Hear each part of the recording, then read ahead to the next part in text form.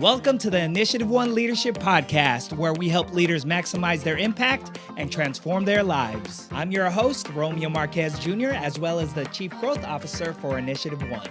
I'm super excited for this episode because today's guest is the president of the Exit Planning Institute, Scott Snider. Scott shares his entrepreneurial journey, starting with mowing lawns to now helping leaders master the art of exit planning. So let's jump right into the conversation with Scott Snider. Scott, thank you so much for joining us today on the InitiativeOne Leadership Podcast. It's a gift and an honor to have you. Thank you for having me. I really appreciate it. Looking forward to it. All right, so let's get into it. I would love to know your journey on what led you to being the now president of the Exit Planning Institute. Oh, yeah. What a journey it has been, actually. So I would say the short version is I'm a lifelong entrepreneur. So I started my first business at my desk in geometry class when I was 15. And interestingly enough, at the same time, little did I know, right? My dad was a value growth consultant, helping business owners grow value in companies and transition them successfully. So then fast forward nearly 10 years. I ended up growing that business, typical kind of entrepreneur's journey, right? Like had one job, quit that to start this business, never looked back. I literally dropped out of college to run my business and then able to successfully sell that business. And then I teamed up with my dad. Again, at the time, my dad was a certified exit planning advisor. We weren't owners of EPI yet.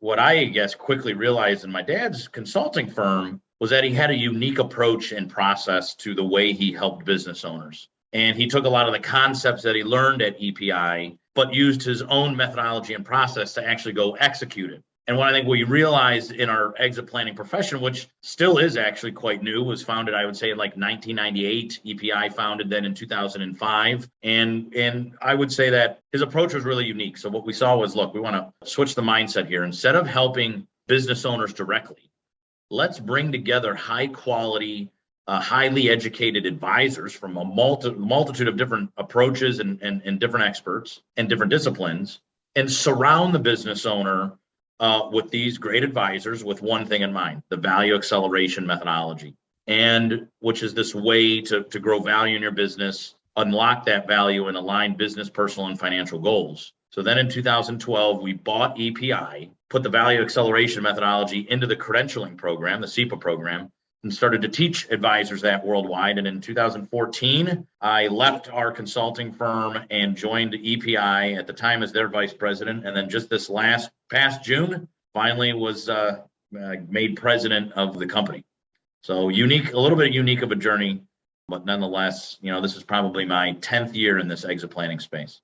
Amazing. And just out of curiosity, what was that first business of yours that you started? That was I'm from Cleveland, Ohio. I feel like it's like every Midwestern boy's dream to throw a lawnmower in a truck and just mow lawns for $20. So I did not have a truck, though. I had a 1996 red Ford Taurus sedan. So I put my dad's push mower in the back of the trunk, bungee corded that thing down, and called myself a landscaper. Fast forward, we have like 13 employees, 6 trucks, and actually have like a full-fledged operation. But back then in geometry class, I was just like, look, I think I know these many people. If they each paid us $20 a week, we'd make this much a week and be able to do our own schedule. I looked at my buddy Mike and I said, you want to do this? And he goes, yep. And so we did it. But that was that first business. Amazing. And so from your first business to what you do now as president, have there been any challenges or obstacles along the way? And if so, what was one of them and how did you overcome that obstacle or challenge? Yeah, I think that, probably our most recent biggest challenge has been our pivot through our pandemic. So EPI in our current business, Exit Planning Institute, was a company. We're a professional education and resource company, and we provided that education through 100% in-person program. And so you can imagine in March of 2020, I've sold, call it 400 new advisors into programs throughout the year, but I have no way to deliver that. And so in about 45 days, we decided to pivot, open up a virtual, not open up, but create from scratch a virtual platform that embraced the brand that is EPI and the way in which we like to educate our advisors and cover our body of knowledge through the value acceleration methodology. And I say it's our biggest pivot because obviously, surely taking a platform that's 100% in person and pivoting it to 100% virtual is a challenge in and of itself. What I did not anticipate the challenge to be was the challenge of bringing people together, both from a personal standpoint. Everybody's going through something during a pandemic. At bare minimum, your life has changed, and they're going through something different at work as well. And we're all virtual. So, it was honestly when I frankly met Fred Johnson and InitiativeOne, and I tell this story to Fred all the time that you guys legitimately changed my life personally and professionally. It was the pivot that was our transformational leadership training, and not only allowed us to actually physically create and pivot the program, we literally fast forward another year from that in late 2021, so just last year, it caused us to rethink who we were culturally, from a core value standpoint and a purpose standpoint. And I would say that I think I'm pretty good under pressure. So like pivoting the program, although nerve-wracking time, I was like, we could do this. We got the team to do this. We got the grit to make it happen. We got the creativity. What I didn't really understand was that more of a like emotional intelligence and the communication style and the impact that would have more mentally and personally on us. So that is by far, I'm 36 years old. So in a, I guess, 20-year career of being an entrepreneur now, that is by far my most unanticipated mental and physical pivot of our business career, without doubt. I could have a whole stories and stories around that time in our lives for sure. Thank you for sharing that. Yeah. Because it is truly, a different and difficult time. But to your point, it's about pivoting and shifting and accessing the different resources to adjust to today's economy. For those that aren't familiar with the Exit Planning Institute, tell us more about the company. Yeah, Exit Planning Institute is a professional education and resource company. So our primary audience is the professional advisor. Our purpose really is to help business owners go from having very successful companies year over year to having very significant ones. And a significant one is one that is valuable, transferable at any point, and that's aligned to the business owner's business, personal, and financial goals. So what we believe the way to go do that is to surround the owner with high quality, highly educated advisors that, again, as I was kind of saying earlier in the show, not just know about their specialty, which is financial advisory, legal, accounting, growth consulting, but understand the process to actually grow a business with the intent to successfully sell. And that is aligned to the business owner's business, personal, financial goals. I think that any business owner knows that they already have a team of advisors, maybe even a board of advisors around them. And so what we do at EPI is take those advisors, send them through a process called the value acceleration methodology, and train them and support them in that. And then we also work with people that, for whatever reason, certification is not necessarily for them, but learning about exit planning is. So we have a whole academy that they can attend to. That's all on demand, virtual. We have a big summit coming up, the largest exit planning event in the United States today. And then we have chapters across the United States. So if you want something more localized in your backyard, you have about 25 different EPI chapters across the United States and growing. So Romeo, at the end of the day, we probably work with 50,000 different advisors each year, in addition to the 4,000 certified exit planning advisors that we have at EPI. Wow. It's a big community. It is a big community. Definitely a big community. And with all those people you've worked with, whether it be leaders, entrepreneurs, advisors, in your opinion, what are some of the common qualities you see that make them great? Yeah. This is such a great question. I think that for me, I'll use my own advisor, and I think that they understand that in order to do right, so we're all focused on helping owners grow value and transition and align personal, financial, and personal planning with whatever you want to do outside of your business, whatever's next. I think in order to really do that successfully with an owner, you need three things in mind. You need to understand that it's a transformational experience, and you need to be able to provide that, right? So most owners, regardless of age, they're not really concentrated on exit. They're concentrated on growing their company. So in order to actually make them think differently, you have to give them a transformational experience. I mean, hell, at the end of the day, when the owner actually sells for hopefully millions of dollars, that alone will transform who they are. They need to be able to surround themselves and bring together great people in a community, whether that is a large community like EPI or a small advisory community. That might just sit around the table and advise an owner from a holistic planning standpoint. They need to be able to bring great people together. And three, they need to be able to be innovative and creative, because I think our profession being young enough, founded again in 1998, we were founded in 2005. We're still evolving and growing. And I think what makes CEPA's Certified Exit Planning Advisors stand out is that they bring experiences and people, but they also bring together innovative and creative thinking. And it allows the business owner to solve complex issues. So I would say experiences, people, and innovation bring out the best business leaders overall. Love that. And talking about today's economy, what do you think a Yeah. leader, advisor, or an entrepreneur must do in order to thrive in today's economy? I think they need to be able to communicate. I talk about this all the time. I think that regardless if you sit as a Republican or a Democrat or somewhere in the middle, if we just talked more about stuff and had a deeper respect for for each other's thoughts, I think I know this is probably kind of fuzzy and high level, but in the clouds, I think that we would be better people.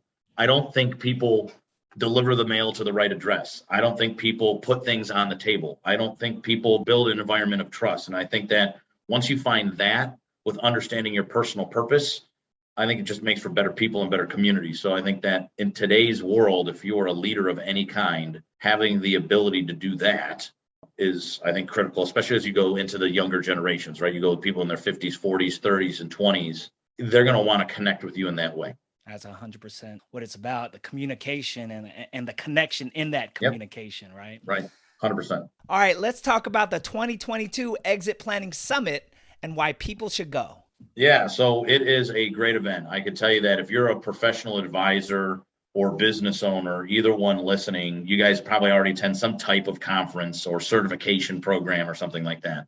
And for us, it's the traditional meets the untraditional. So we have your traditional sessions, which are powerful, inspiring, deep knowledge around certain topics, sessions like keynotes and panels and breakouts.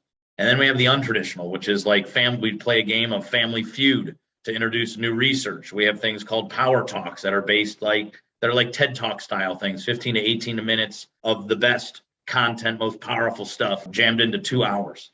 And I think that overall, the Exit Planning Summit primarily is for the professional advisor that is looking to grow their practice. So if you're looking to grow your practice, add value, and be able to really engage on a collaborative exit planning team and really engage a business owner in a new way, the exit planning is without doubt for you. It's 2.5 days. It's May 1st, 2nd, and 3rd. And it'll be the largest this year, becoming the largest exit planning centric event in the United States today. All we talk about is exit planning and how to be better advisors and how to grow our practices. And where can people sign up or register? Sure. Yeah, it is simply at exitplanningsummit.com. Perfect.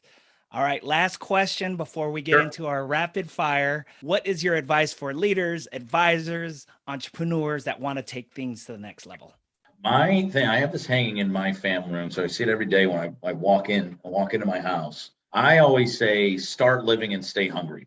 And what that means is activate yourself, whether it's taking on a new hobby so you get closer to your husband or wife, or whether it's hiking Mount Everest. I think that activate yourself, and once you think you're there, activate yourself again. Never accept the status quo. Be on a path to purposeful growth and purposeful living. And I think, again, that not only makes better people, but I think it makes better leaders as well. So start living, and then once you get there, stay hungry. Love it. All right, rapid fire time. So just answer with the first thing that comes to mind. You ready? Okay. One of your favorite books. I would say Tom Dean's Every Family's Business. One of your favorite movies or documentaries. Yellowstone. What is a song that lights you up or brings you joy? Call Me the Breeze by Leonard Skinner. One of your favorite quotes. Do not follow where the path may lead. Go instead where there is no path and leave a trail. One or two skill sets a leader must have in order to be great. Communication and empathy. One of the best investments you made that has helped you in your life's journey. I would say it would be InitiativeOne's transformational leadership training. It changed who I was as a person. If you could have dinner with 3 people, dead or alive, who would they be? Oh, man, this is such a good question. First thing that comes to mind, Jesus Christ, Gandhi, and Colin Powell. What do you value? Friendships. What do you know for sure? God, this is such a good question. What do I know for sure? I know for sure if you follow the value acceleration methodology, you will have a better life as a business owner. What do you want people to remember about you? That I created great experiences that people thought made them think differently. Beautiful. And any last words for the audience that's listening right now? No, just a big thank you. Appreciate you guys having me on the show. And again, if you're a business owner or if you're an advisor looking to learn more about what it takes to actually grow a significant company, one that is valuable, one that you're happy with for years to come, even after transition, or if you're looking to help people do that, go to earnsepa.com. Check us out. and or look me up on LinkedIn, Scott Snider. Snider spelled Snider. Look that up. There's a ton of free content there, just creating conversation. So check those things out. Remember those. And thanks. And there you have it, ladies and gentlemen, Scott Snider. Thank you for tuning in to the InitiativeOne Leadership Podcast. If you enjoyed this episode and you'd like to support the podcast, please share it with a friend, family member, or colleague, or leave a rating and review. Also, be sure to subscribe to our podcast so that you can stay up to date for new episodes. And don't forget to sign up for our leadership newsletter for new content along with invites to our live and virtual events. You can go to InitiativeOne.com. Thanks for listening, and we'll catch you on the next episode.